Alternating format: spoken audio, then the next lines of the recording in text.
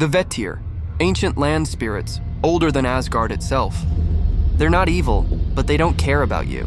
And if you forget to honor them, they remember. The Nameless Field. In the Northlands, before the Aesir built their halls, and before the runes had meaning, people made their homes where the land let them, not where they wanted. One such place was a windswept plain ringed with jagged stones, where nothing grew and the wind always sounded like breathing. But those who lived nearby knew its name. They just never said it, because saying the name out loud invited its attention. Instead, they called it the Nameless Field. They left offerings on the boundary stones, bread soaked in mead, carved bones, locks of hair from their children. And once a year, at midsummer, they stood in silence around the field from sundown to sunrise.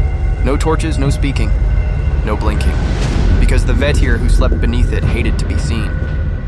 Then came the new settlers, Norsemen from the south, hardened warriors with Odin's blood on their tongues and swords carved with victory runes. They laughed at the old rites, tore down the stones, built their hall on the field. The locals fled, the warriors drank, and that night the mist rolled in, thick and low, stinking of ash and rot. When the sun rose, the longhouse was still standing, but no one came out. No bodies, no blood, only the shields, nailed to the outside walls, one for each man who slept inside. But they weren't painted with family crests anymore. They were painted with eyes, thousands of them, wide, bloodshot, and weeping black sap. That was centuries ago. The field is still there.